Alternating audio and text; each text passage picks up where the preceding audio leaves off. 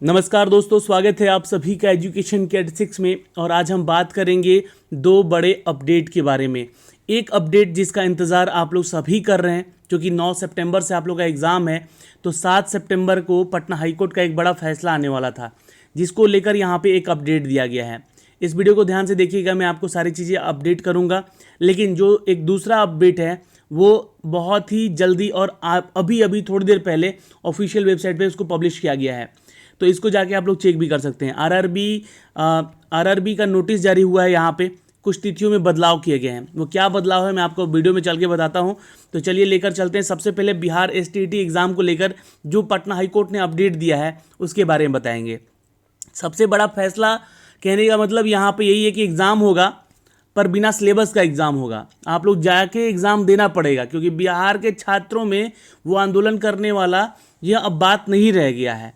वो आंदोलन वहीं पे रह गया है। जी हाँ, क्या है, बिना सिलेबस के इस बार जो आपका एडमिट कार्ड जारी किया गया था उसके एग्ज़ाम अब फिर से होने वाले हैं। तो दीजिए एग्ज़ाम, और बाद में फिर ये एग्ज़ाम को रद्द भी कर दिया जाएगा, ऐसा हो सकता है। ठीक है, जहाँ तक ये बातें होती हैं कि बिना सिलेबस के एग्ज़ाम, पटना हाईकोर्ट ने भी बोला था कि नहीं लेने का, लेकिन ये एग्ज़ाम होगा। 9 सितंबर से फाइनल हो चुका है।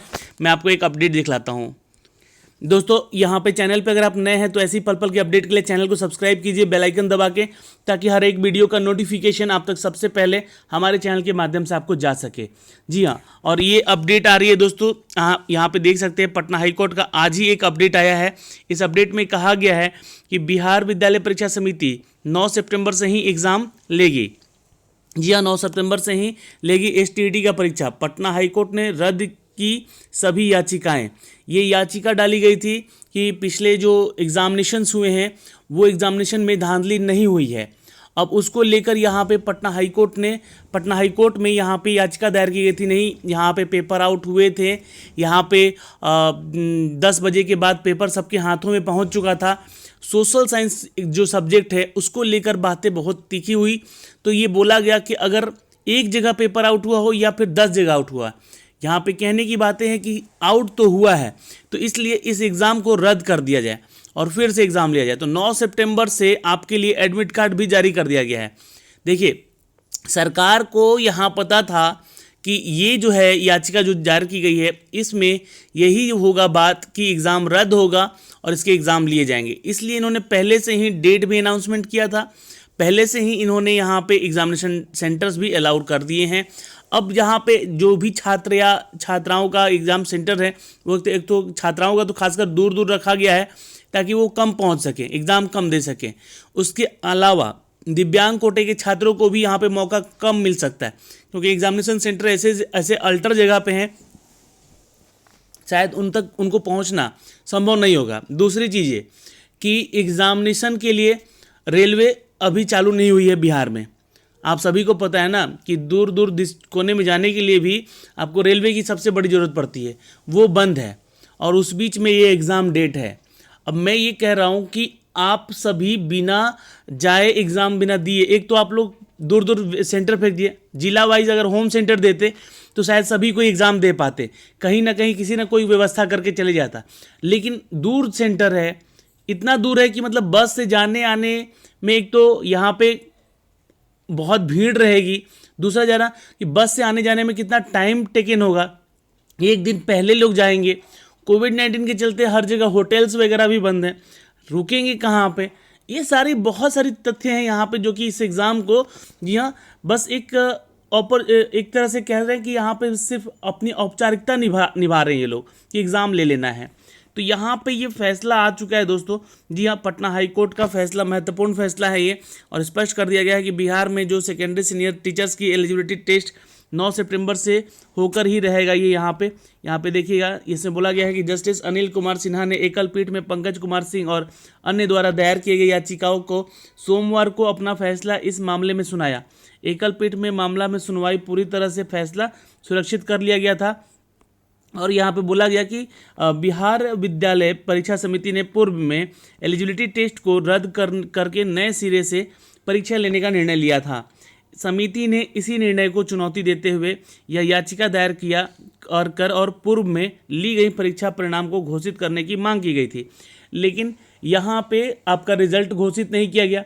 अब यहाँ पे सुप्रीम कोर्ट का कहना है, देखिए सुप्रीम कोर्ट क्या कहता है कि जब तक विद्यार्थियों का कोई मेरिट लिस्ट नहीं बन जाता है, जब तक कोई अभ्यर्थियों का रिजल्ट नहीं आ जाता है, तब तक इस पे वो कोई भी तथ्यों पर वो सवाल जवाब नहीं उठा सकते।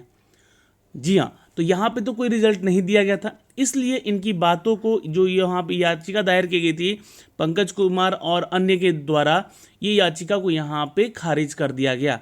अब दोस्तों जो मांग थी इनकी कि यहाँ पे जो आपका एग्ज़ाम फिर से लेने का, यहाँ बोला जा रहा है कि कोर्ट ने इस याचिकाओं को खारिज करते हुए 9 सितंबर से जो आपकी सेकेंडरी और higher secondary teachers eligibility test होने वाली है, यानी कि STT होने वाला है, उसकी अनुमति दे दी गई है फाइनली।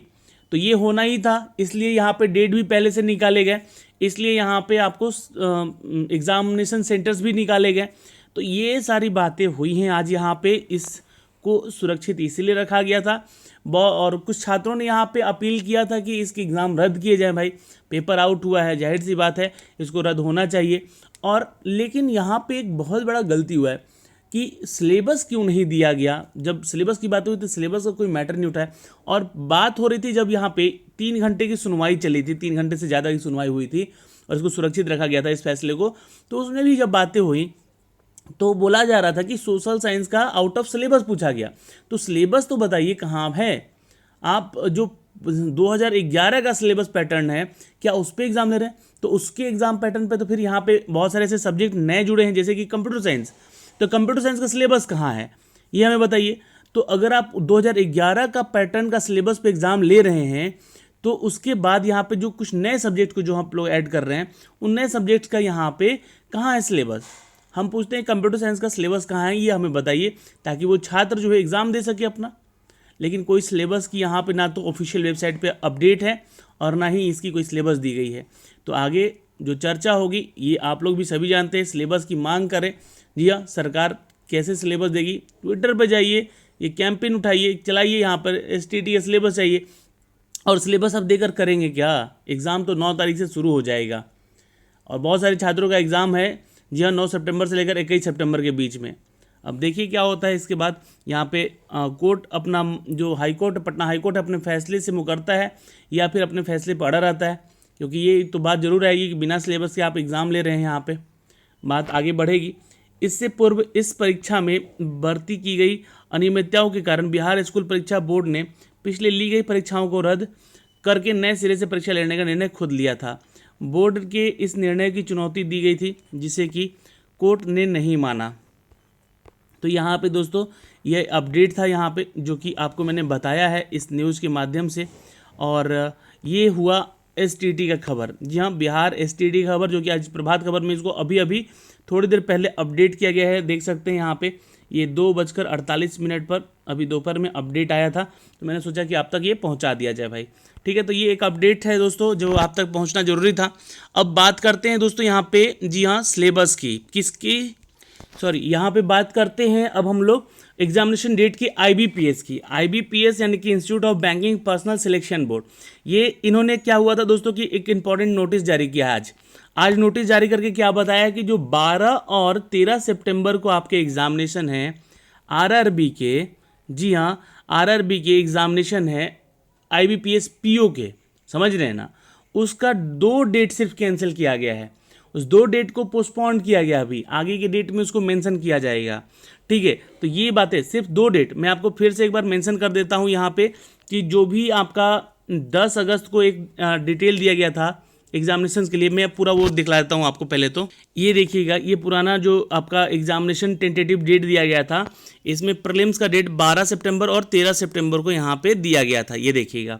ठीक है, उसके बाद दोस्तों 19, 20 और 26 ये 3 डेट जो हैं ये आपके वैसे के वैसे ही रहेंगे, लेकिन प्रीलिम्स के लिए जो 12 और 13 सितंबर का डेट है यहाँ पे ये देखिएगा। और इस नोटिस में जो कि अभी अभी आपको ये नोटिस दिया गया है, इस नोटिस में कहा गया है कि इसको यहाँ पे फिलहाल जो इसको होल्ड पे रखा जाएगा और it will be not possible to hold on online preliminary test CRP RRB 9 on the 12th and the 13th of September.